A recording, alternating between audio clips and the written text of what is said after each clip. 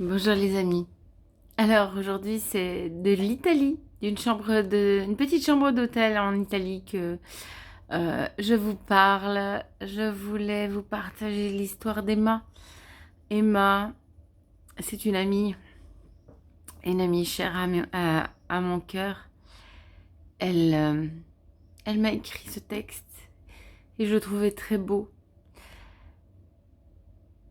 Durant la crise Covid, la maman d'Emma, qui était une vieille dame dynamique, est tombée malade. Et son médecin n'a pas, n'a pas su quoi faire, puisqu'on lui avait bien appris qu'il n'y avait aucune solution pour traiter cette maladie terrible qui était Covid. Et donc la maman d'Emma était très très mal à la maison. Et un jour, elle n'en pouvait plus. Elle appelle son médecin. Elle n'arrivait plus à dire une phrase entièrement sans s'arrêter parce qu'elle était essoufflée. Elle ne pouvait plus monter 2 marches d'escalier. Et ça, c'était le signe que nous avions, nous, médecins, reçu comme point de repère pour envoyer les gens à l'hôpital. Donc, le médecin d'Emma, pardon, oui, le médecin d'Emma aussi, c'était le médecin des deux. Donc, le médecin de la maman d'Emma l'a envoyée à l'hôpital. Et là, eh bien, Emma n'a plus vu sa mère parce qu'on ne pouvait pas rentrer dans les hôpitaux.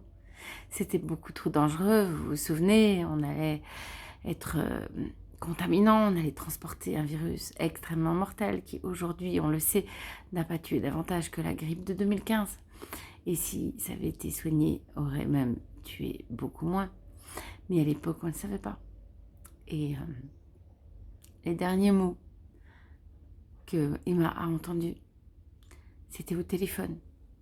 Et la maman lui disait, Emma, viens me chercher. Ils me donnent des médicaments et ils vont me tuer. L'enterrement, ça a été un cercueil dans un corbillard et 10 personnes sur un parking. C'est ça. C'est ça qu'on nous a fait vivre. Viens me chercher, Emma. Ils me donnent des médicaments et ils vont me tuer. Et ils l'ont fait. C'est comme ça qu'on soigne nos aînés en 2020.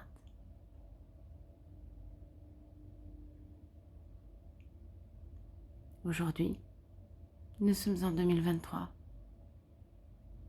A-t-on fait réellement des progrès? Où en sont les médecins? Que disent les firmes? Nous entendons le ministre allemand de la Santé qui présente des excuses pour les effets secondaires de certaines injections.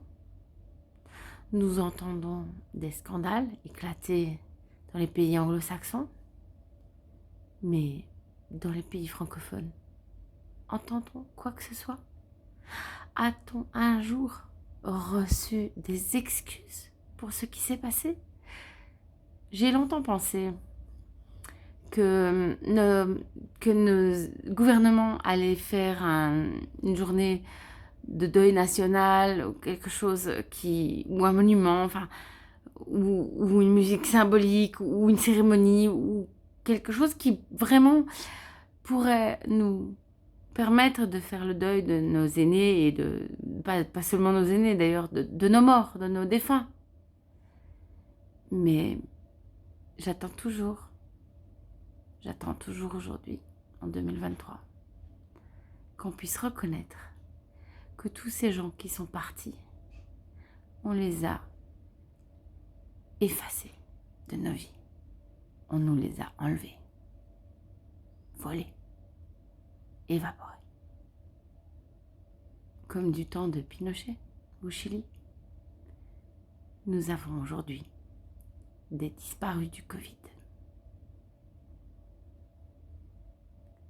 Alors, puisque les gouvernements ne le font pas, moi je vous présente toutes mes condoléances. Je vous présente toutes mes condoléances au nom des médecins du monde entier qui un jour vont s'éveiller et comprendre combien ils ont fait d'erreurs. Pourvu que ce ne soit pas trop tard pour l'humanité.